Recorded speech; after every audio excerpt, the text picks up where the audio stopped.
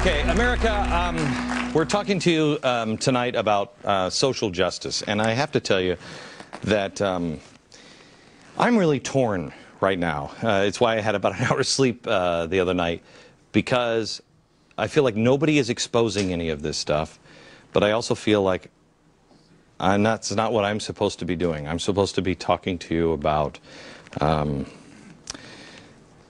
just correct principles and getting back into the flow of God. And I don't care what God it is that you worship, what church you go to. We just need to get back into correct principles.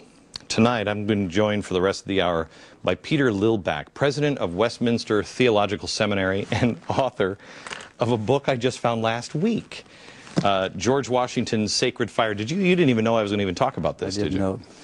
Yesterday, it was like 475,000 on Amazon.com. I think it was 2 or 3 when I checked this morning. I'm up to 2 now, thanks to you. Boy, I tell you, you're the best publicist in town. This is, America, this is a book that every house should have. Buy this book. It is an avalanche of information.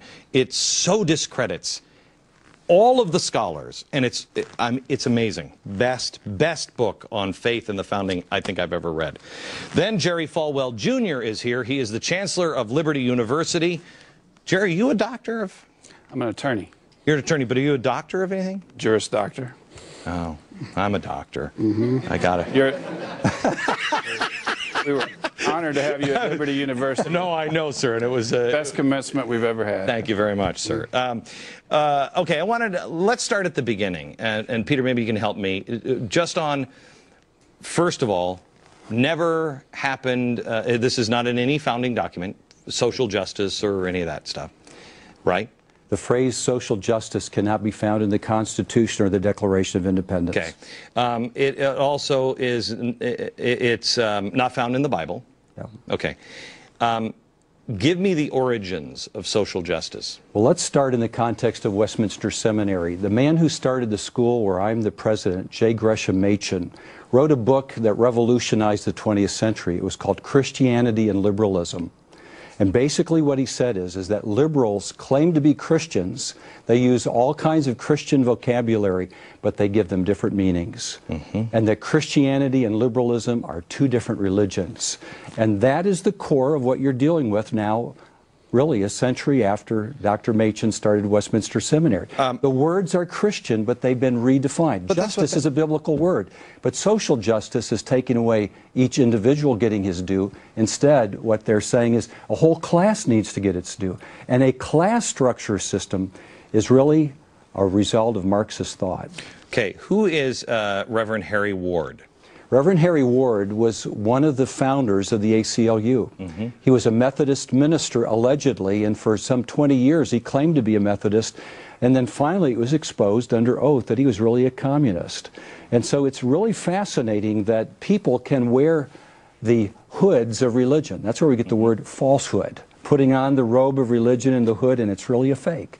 Here was a man claiming to be a Methodist minister when really he was an overt communist in his thinking. Okay. And he is the founder of the ACLU, one of the founding fathers of the ACLU. And the father of the social justice movement, or the social gospel movement. Well, let's put it this way. Going back into the late 1800s, there were others that were wrestling with social problems. Right. And we can think of the name Washington Gladden, Walter Rauschenbusch. These were great theologians that were trying to address problems of orphanages, lack of education. Right. And there have always been social problems that need to be addressed, and they were calling the church to do it.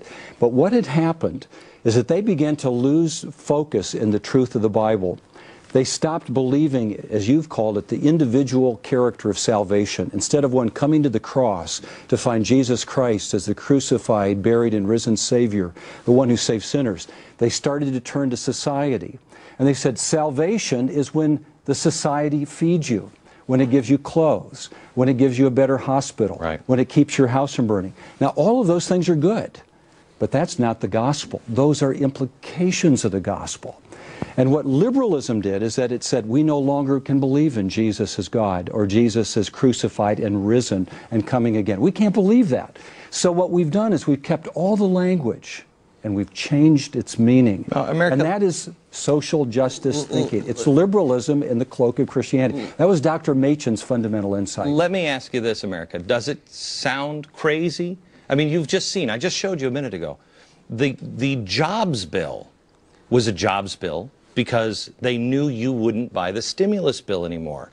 This is all progressives do. Change the language over and over until they find something where it fits in and locks in with you. You, unfortunately, haven't had anybody expose all of this stuff in a mainstream way, and so it's just gotten out of control.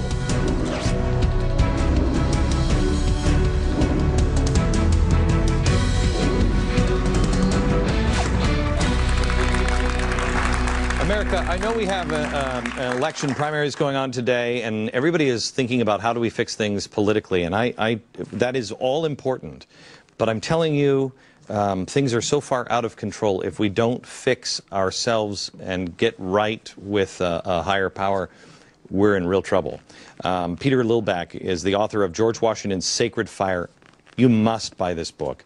And Jerry Falwell Jr., Chancellor of Liberty University, is with me, and we're talking about social justice, because now we have the EPA, according to the faith-based initiative, they're going to merge the EPA with churches and then offer them money to help green their churches, etc. It's insidious. Well, when I hear the Obama administration talking about eliminating the charitable deduction, it just makes me suspicious that the next step is to take the place of the church.